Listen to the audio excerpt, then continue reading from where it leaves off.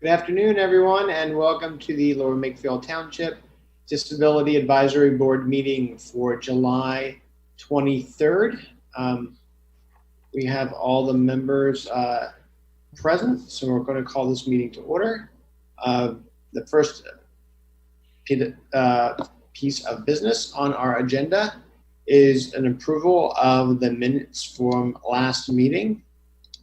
Do we have a motion for that? So moved. Is there any discussion? None. Okay, is there a second? Second. Okay, all in favor? Aye. Okay, I hear two ayes.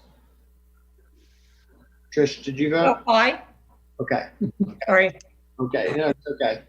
Okay, so the next item on our agenda is community reminders, and I thought that this would be a really good opportunity. Usually we meet in the community center, and it's just the advisory board, even though the meetings are open to the public, but I think that we have a unique opportunity now that we're streaming right now and we're on Facebook, and I think we're more readily accessible to township residents.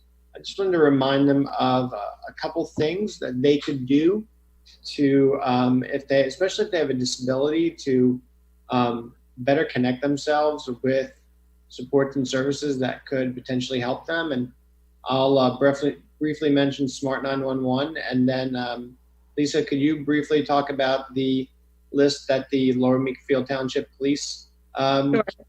Okay, so Smart 911, I believe, is an application that you can put on your phone or on your iPad, and it it collects a set of detailed information about you, your medical and health conditions, people in your household, your locations, like where your house and your work, and what you're doing is you're building a profile, and this profile can be used by 911 when you call or someone in your household calls to give first responders a whole profile for you before they even meet you. And this could be helpful if you have specific medical conditions or certain specific situations that you would like them to know while they're responding to your situation. And they have the app. Also, you can allow it to track you, just when the app's open or all the time, whatever you prefer. It can send you weather alerts and provide other emergency notifications. So it's a really nice tool. It's free. You can download it. I believe that Smart 911 is for operates at least in all of Bucks County. So it's something that is a really neat thing to have if you have those types of concerns and want to let first responders know certain things about you. Lisa, do you want to talk about the list? Sure. I think it's a little, some people still use it, but I think now that the Smart 911 is up, it connects with our LMT police department, so they're aware. So 911, if you've completed the Smart 911, that'll come up. If you're more comfortable, you can go onto the LMT website, and if you go under forms and under police emergency management, there's a form called Emergency Management Special Needs Application Form. And that form you can just complete. It's just a PDF form. You put your address, your name, and just like Dave was saying, you might want to put, your type of disability, where you're located in your residence. So you could be, in bed, maybe you're disabled, can't get to your wheelchair, or if you have a child who might be autistic, and if there's a fire alarm going off, maybe they'll hide in their closet.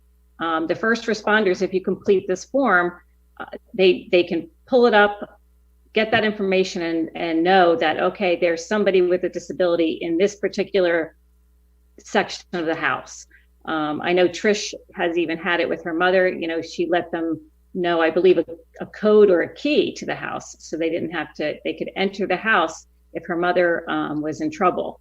So it's just a nice, that is a PDF form. You can complete it, just bring it right over to the police department or mail it to the police department. They'll keep your information on file, And it's just another layer. So, we want to layer up and if the first responders can get to you quickly, you're going to have, a better chance of in whatever situation.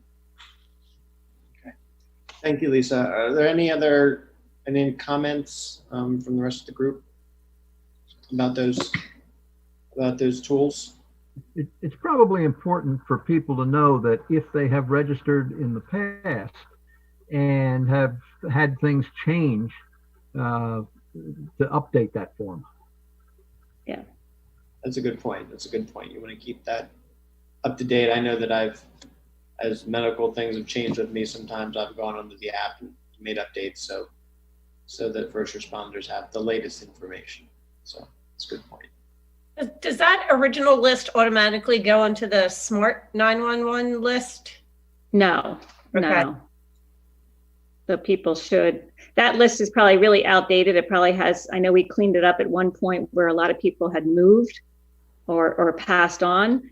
And so the information wasn't updated, that way. So those two don't connect, any longer. But I have one more question. The Smart 111, do you have to have an iPhone or a smartphone, or will that work with a landline? When I've used it, it's been like an application for a smartphone or an Right. iPad. So my guess is that it would at least work on Apple and Android platforms, but I don't know what else it would work. Okay.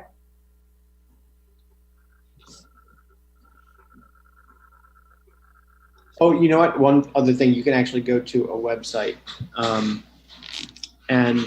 you can go just regular web browser. You can create a Smart 911 account, I believe. Oh, okay. Yeah, I just logged on to smart911.com and it just says sign up today, and you can alerts and notifications, safety profile. So it looks very simple to sign up. On our Facebook feed for the meeting, I just added the Smart 911 URL for Bucks County. So it gets you directly to the Bucks County version. Thanks, John. It's great. Okay. So the next agenda item is, I call it new developments on the pandemic's effects for people with disabilities. And this is kind of just an open-ended opportunity to just see if there's anything that members want to share, any developments, any concerns, anything that you've been learning recently about how people with disabilities, especially people with disabilities within the township, are being affected by the pandemic. Anything new or any ongoing challenges? No, I know my concern is for the children in our community that may not be going back to school, and that will be very detrimental, especially to the special needs children. In-person learning is very important for them. So, I don't know what the school is doing, trying to, even if they can't open for the entire public, maybe in some sort of way, I'm hoping they're going to take into consideration any type of additional program that they can provide for the children that could fall through the cracks here. That's a good point, Lisa. We have friends personally who have thought about bringing their kids with special needs back to school just because they feel that the IEP services that they need would not be able to be delivered in a virtual setting. Mm-hmm. So despite the risks, they've been leaning towards that decision. It's hard also because I don't think that someone correct me if I'm wrong, but I don't know if the district Ensbury School District has finalized its plans for reopening. And so it's July 23rd. And so I can tell you just personally, my wife and I would love to know what the district plans to do. We are still waiting in suspense. And I think one other thing, though, to note is I believe that they've moved the opening date for the school year to the day after Labor Day. I believe they were going to open a week before Labor Day this year, and they've moved it back. So I think that was an announcement that was made. But I would like to hear what the district has to say, and I think those questions that you raised, Lisa, are going to hopefully be answered with their plan. I have a neighbor who has an older autistic child who is involved with the IU, and they have some programs going that started July 6th. They're only a couple of hours a day, but particularly for children with autistic issues, some sort of structure is very important to them. And I think the IU is trying to grapple with that issue as best they can.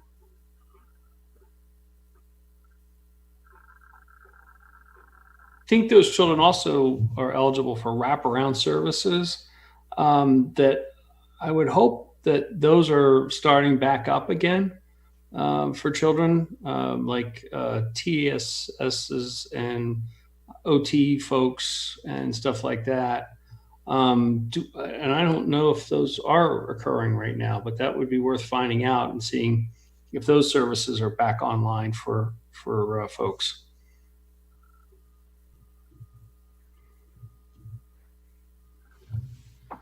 Okay. Any other thoughts, comments, concerns? Is it, David, is it going to be a county-wide decision, or I was under the impression that each school district would kind of, be doing their own thing? We're currently waiting for Pennsbury School District to make its decisions. So we're waiting for the school district right now. I have not heard of anything at the county level. No. I think the only thing that even approaches the county level is the IU. Mm-hmm. Yeah. Usually I think that then if things come down it would probably come down from the state next. Yeah. So I haven't heard anything from the state about statewide, delays or anything like that. It's not yet. I think it's for me, I think the one thing that it's hard because it's been going on for months now, but it's important to remind ourselves that there's a pandemic out, that this pandemic is most lethal to those people who have pre-existing medical conditions. And that's often people with disabilities. So it's important. I think it's important to remain vigilant, even though it's been such a slog for so many months to social distance, to stay at home or staycations, or to avoid public gatherings, to wear a mask. I think all these things are gonna, even though it's not fun, they're gonna continue to be important to help us minimize the number of people who are impacted by the virus. While it's not Pennsylvania and it's not Lower Makefield, my daughter teaches at the Marie Katzenbach School across the river in Trenton, and they just got their first guidelines, if you will, for the instruction and so forth. It's 43 pages of instructions for the paraprofessionals, the teachers, the administrators. And it's very, very specific as to what happens. And I would assume that every district is going through that same ordeal. Yeah, no, I agree. And there's just so many considerations, right? The safety of the children. I know the children, I think guess that they're less likely to get sick from the virus, but there's also teachers in the building, right? And the kids can act potentially as vectors, right, to their families at home. And I think they've also suggested, there's some evidence to suggest that older children are potentially as efficient carriers of the virus as adults. So there's a lot to consider. There's a lot to consider.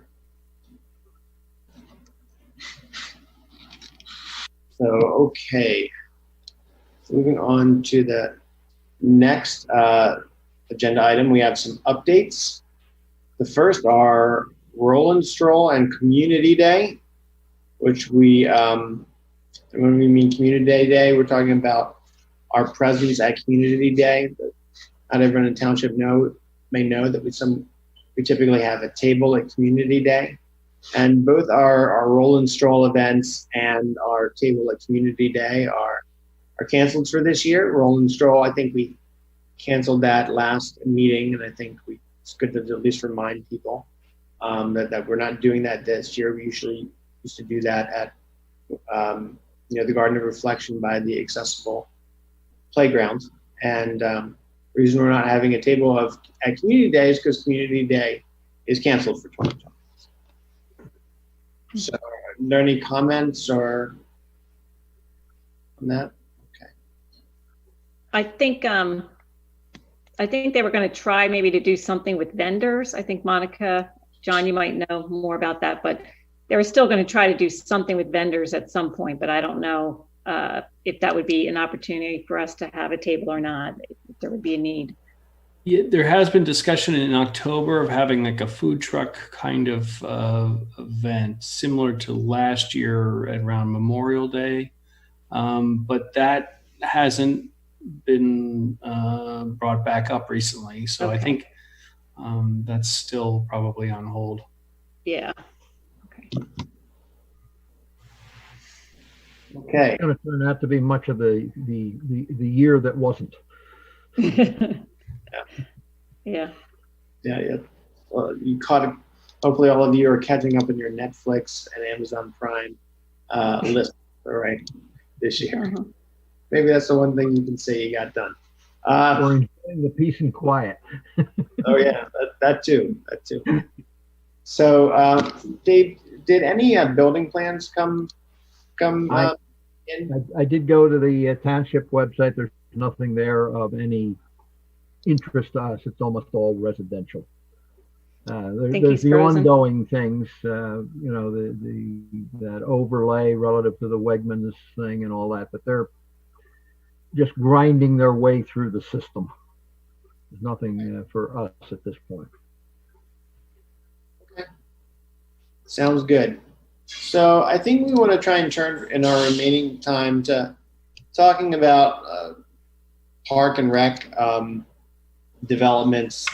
We had a presentation at our last meeting talking about an accreditation that our park and recs department would like to go for. And one of the key parts of that is developing an accessibility plan. And what they'd like us to do is to go to township sites throughout the township and to examine them for accessibility. I'd like to just talk about that for a few minutes and maybe even divvy some of those assignments up.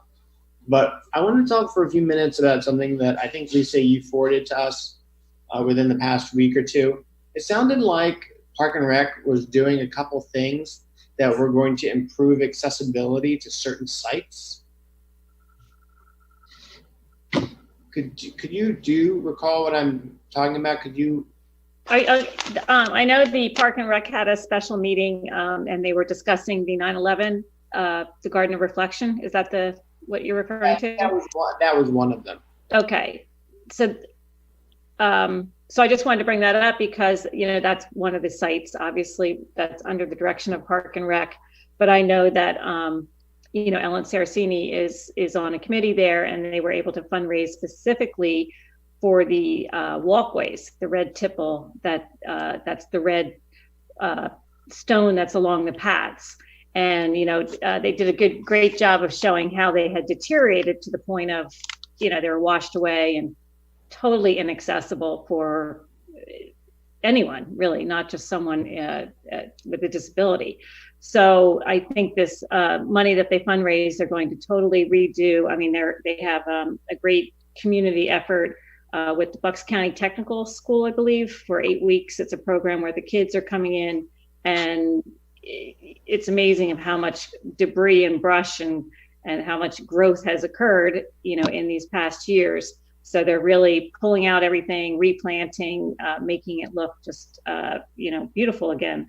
But, the big thing for us would be to, it's making it, they're doing it with people with disabilities in mind, to make sure that this pathway is going to be accessible. It's going to be wider. It's going to be easily, to get around and connect the areas. So I just thought that was worth mentioning. They have our backs with trying to make improvements for accessibility for all. So. That's great. I was just thinking if there are ways to make it, to get us more proactively involved in things like that. And I wanted to see what all the members thought of that, because I thought it was a great idea. And it's like, oh, wow, someone makes an announcement saying we're going to make something more accessible in the township. I'm not going to get upset. I'm going to cheer, but there may be opportunities for us to provide input into the process that could be beneficial. So, is that something that had to go through zoning, or I mean, not zoning, through, Dave would get the plans, or. Yeah, that's what I'm thinking. It should go, I believe, through zoning. Even if it's just a generalized plan. What I would like to avoid having happen is what happened at the Veterans Memorial, where we ended up with the step scenario there.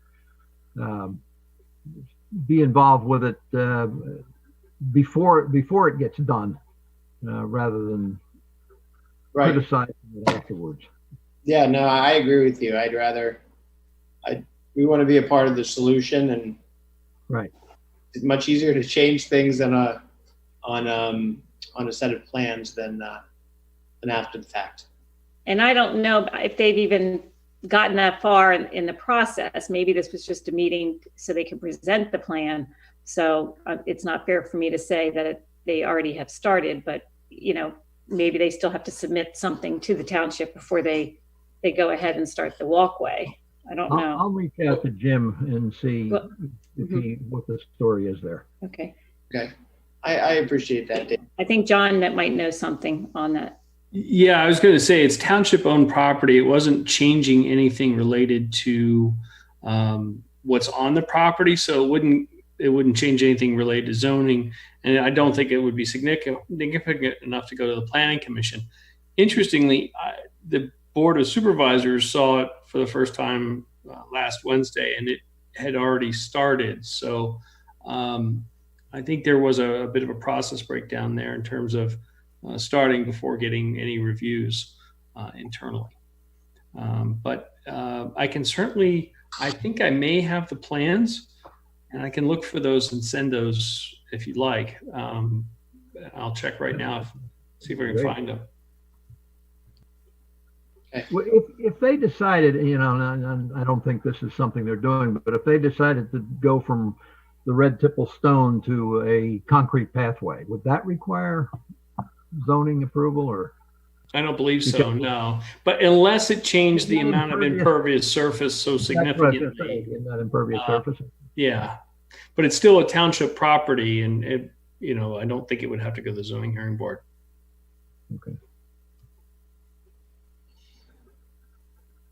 Okay. So, well, that's good to know. So the next agenda item, I wanted to pull up the full list of the facilities in the township and kind of go through them and see if we can make some assignments. So what I'm using is the 2019 Road Tour Report. The table of contents has a list of township facilities.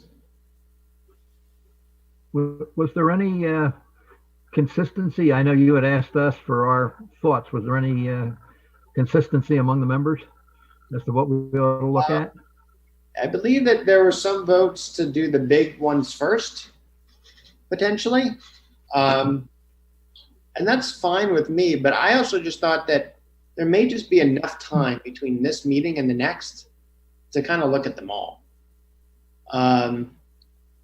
So I wanted to, well, let me take a step back and see if that sounds reasonable to you, or do you guys want to look at a subset first? Why don't we just divide the list up? I mean, I'm fine with that approach. I'm also interested, though, in knowing if the, is the township going to do anything with the smaller, like pocket parks and things like that? That was the only thing that was in my thought process. I mean, I know that they did something with 5 Mile Woods, and I saw in the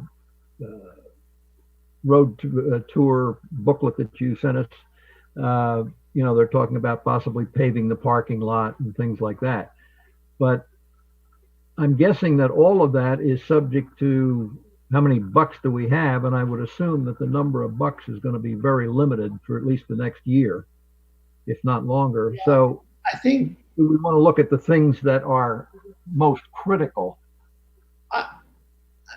I thought the goal, and maybe I was mistaken, was to do a full assessment to kind of tell the Parks and Rec, for each facility, what they would need to do to kind of bring it up to a level of accessibility, and allow them to formulate a plan to do that.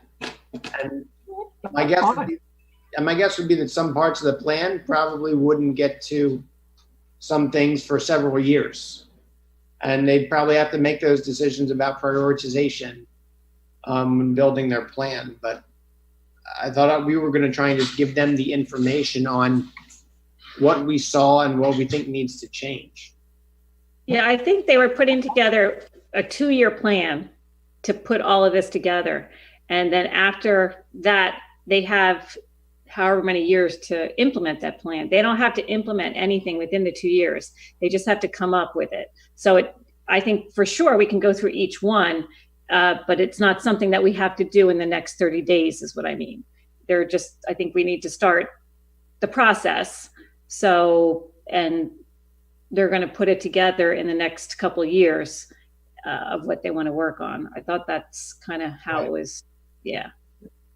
Maybe to Trish's point and Dave's, we can divvy up the list, and then at each of the subsequent meetings of this board, each of us can report back on 1 or 2 things that we have had a chance to go look at.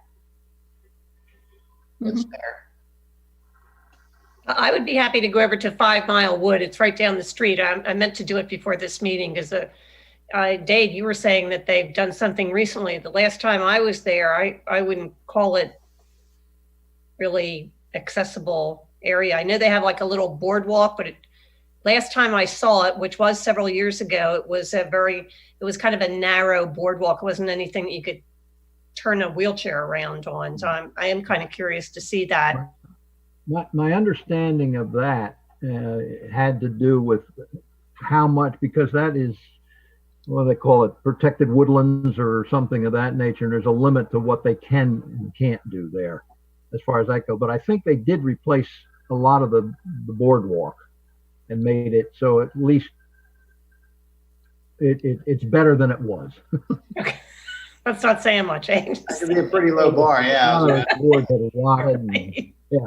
Yeah, no, I think, my understanding of 5 Mile Woods is that it's the least accessible Park and Rec property within the township, and between the lot being unpaved and paths that you can make wheelchair accessible paths. You can make wheelchair accessible boardwalks from right. But my understanding is that nothing that they've done there is built up to those specs. Correct. Not since I've been there. Anyway. I thought they had one pathway that was accessible, and they can't do the rest of it because it's, unless you boardwalk the whole thing, there's a lot of tree roots and things like that. So I think they wanted to keep it natural. So they have one, as long as they have, I don't know how long the boardwalk is.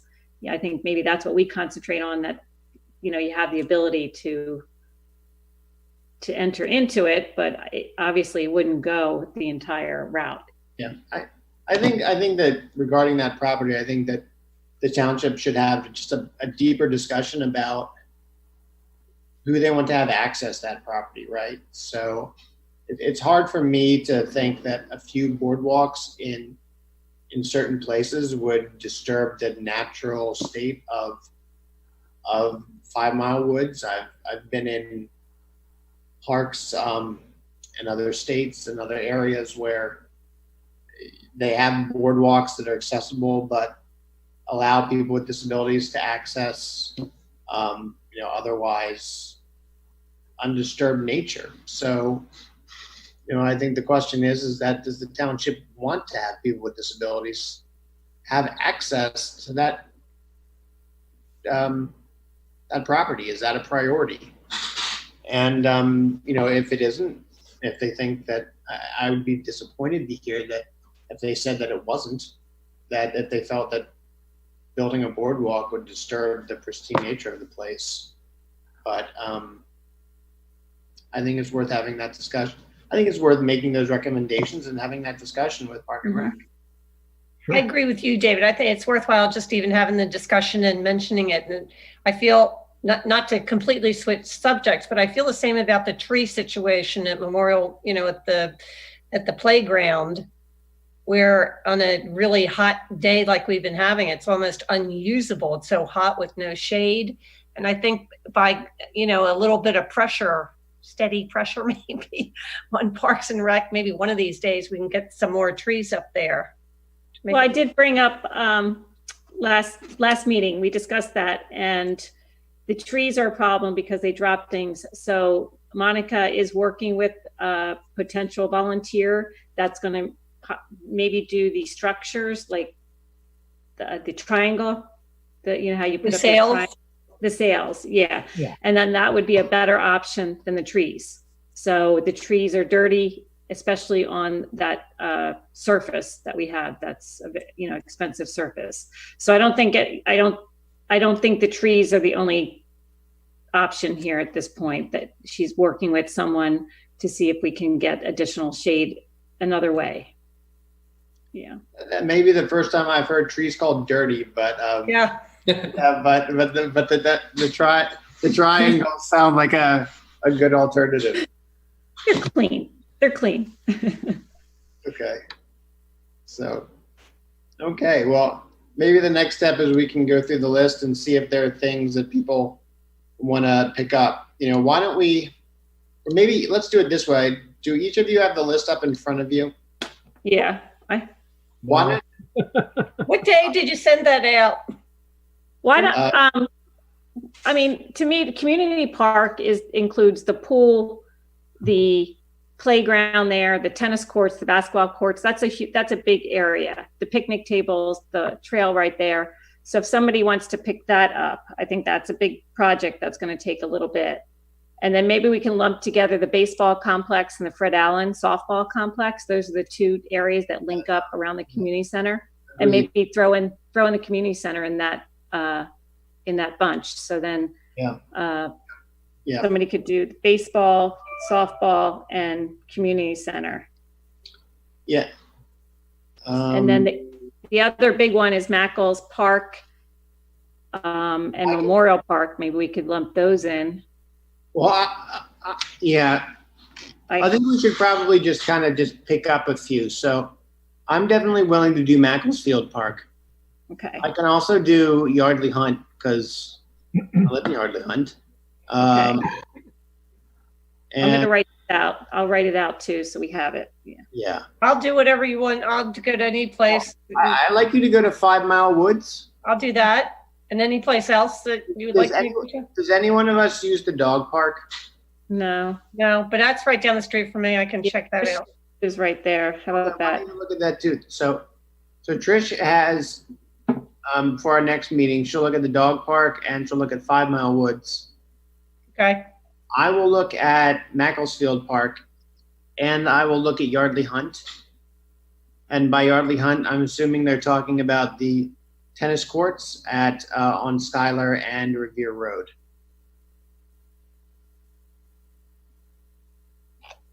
So, does someone want? I think that community park is just could be its own thing if someone is willing to take that on.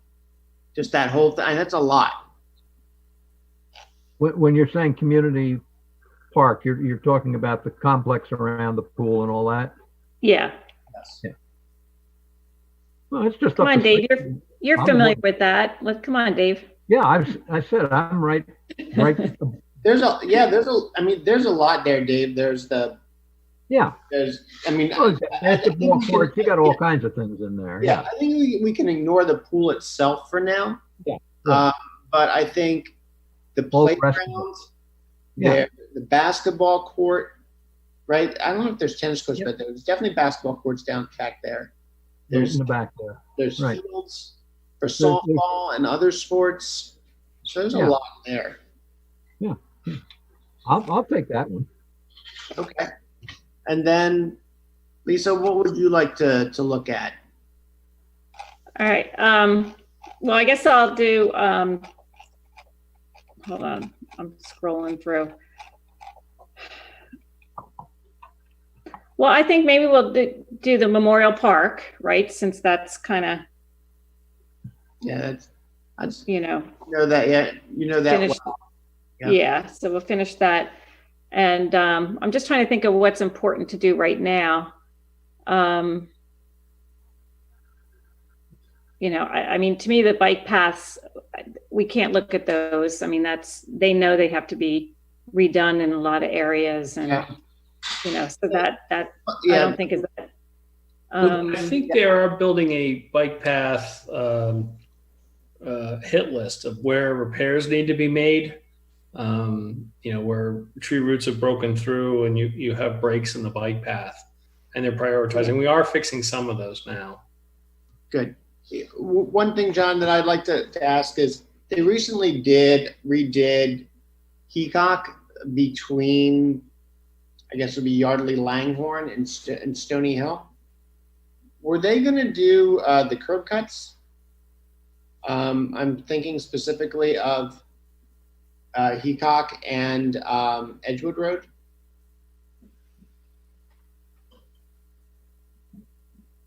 My understanding is that's all complete right now. So if they haven't been done, then they weren't intended to.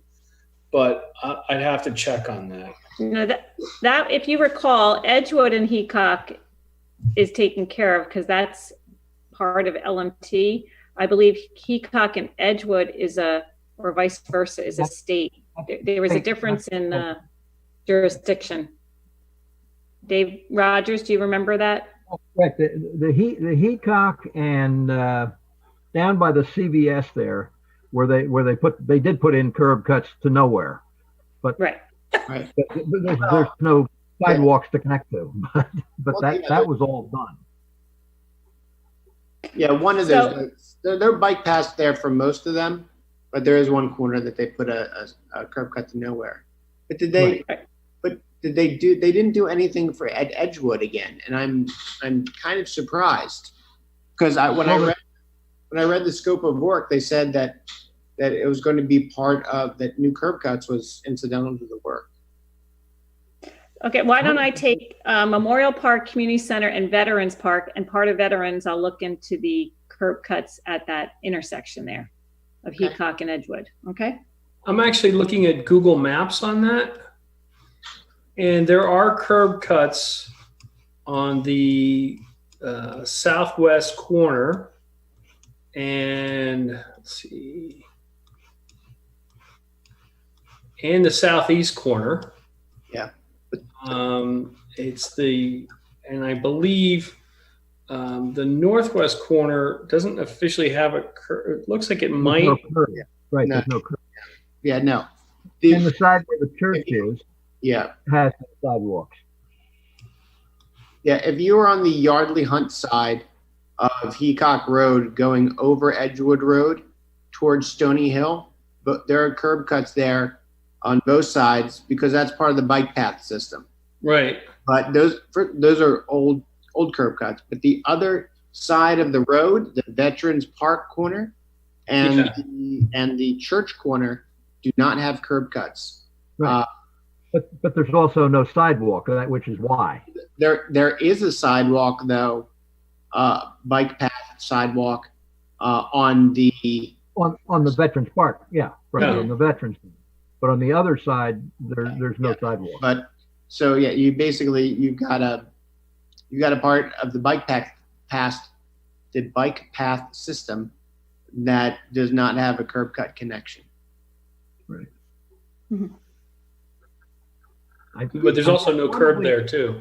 Right, I'm probably out of my pay grade there, but I suspect that because it's a bike path and not a sidewalk, there is no legal requirement to have a curb cut. I'm probably out of my pay grade there, but Yeah, I and think there may be a reason. I was just surprised, given that, again, when I read the scope of work for the repaving, that they said the curb cuts were included and then nothing was done.